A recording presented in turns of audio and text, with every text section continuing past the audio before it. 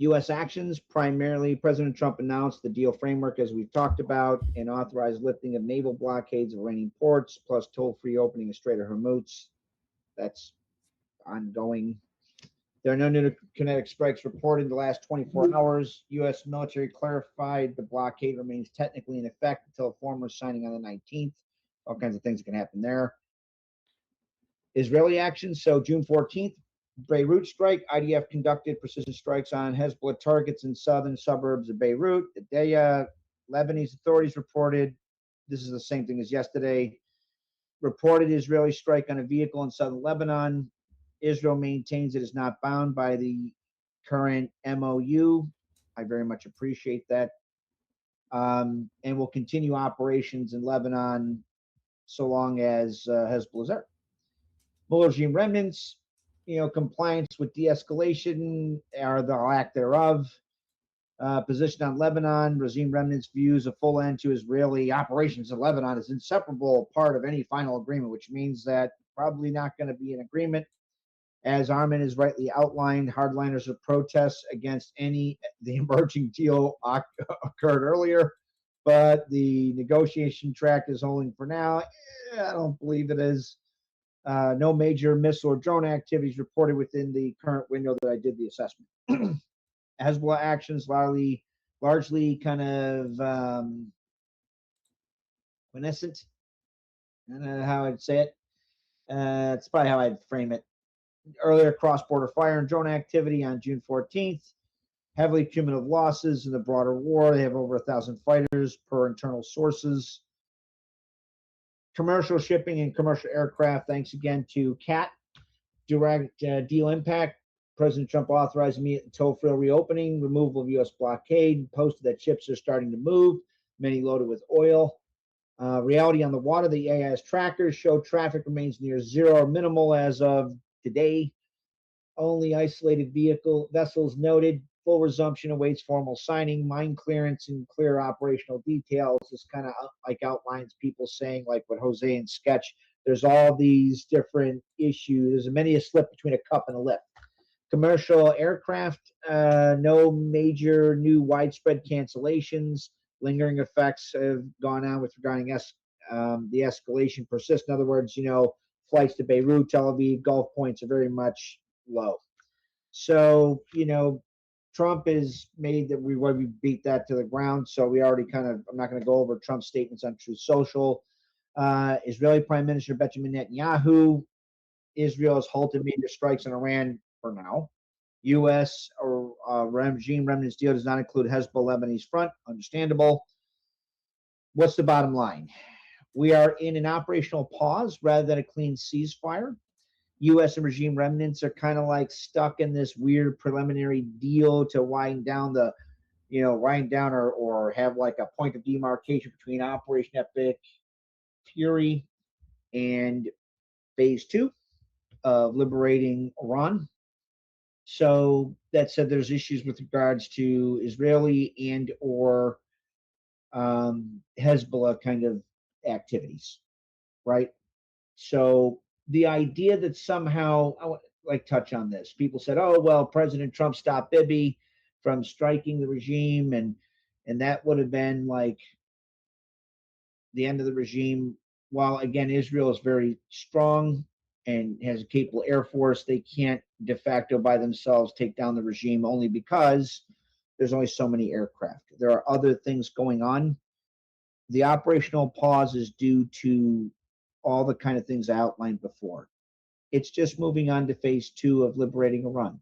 And that's why everybody's efforts here are important, not just to maintain the soft power battle space, but also, well, that said, additionally, also other efforts, which is, Armin, I set up my Telegram. So I gave you my thing. So just text me and we'll set up those lessons hopefully by this Thursday, and people can start. I'll start teaching people how to make their own notes, and we'll really take the fight to the besieging. Sound good? Okay. I have some ideas that would be more in line with what I can do, and I would want to discuss them with you. Okay, because the way that I structured everything that I'm doing might be I'll talk to you on Telegram about it. Okay. So, but I do want to work with you. I'll let you know what my plan is, and then you tell me if we could figure out how to make it work with each other. Okay. Okay. I'm here to help out, Armin. Thank you. Oh, by the way, love you, Petito. Ah, Patipto! Holy, where is he? Oh my God, Patipto's here. What the hell? Patipto. Okay. So, um, put it like okay, Patipto. Are you okay? Jesus Christ, I didn't see you guys. Why didn't you tell me Patipto's here? What the? Interesting.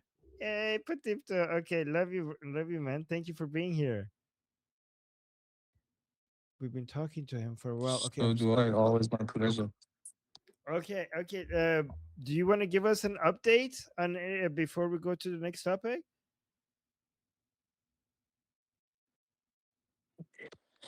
Actually, I'm here to share with you all the information you want. So ask me a question.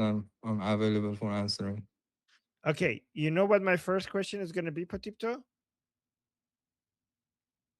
Uh, about my health. Yes. Are you are you okay? Uh, yes, actually, you're the one of the few people who have shared my video message with them. So actually, you have direct observation on my well-being. Okay, you look good, so that's great. Um I am gonna talk to you about something that obviously I can't share here. As soon as I finish this group discussion, which is in 10 minutes, um, would you? Okay, so I feel bad because in 10 minutes, when I stop the YouTube discussion, people will want to talk to you, but I want to talk to you as well. So what do we do? Are you gonna stay here and talk to people, or are you gonna jump on a call with me? Um, or like you decide. I think I'm going to jump on call with you, and afterwards, if I have free time, The, I'll be available to join the group discussion. okay, so we'll do our call and then you come back to the group discussion. Okay, so just bear with me for another 10 minutes, and I'll finish this fast, and then I'll jump on a call with you.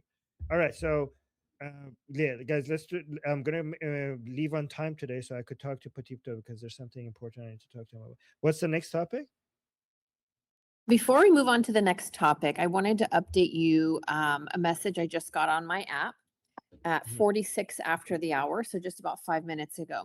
Iranian state media says naval blockade lifted with 3 oil tankers and 2 vessels carrying Iranian goods passing through Strait of Hormuz. That was through a local news outlet, according to Tasnim correspondent. Tasnim is IRGC, so we have to see what other people say.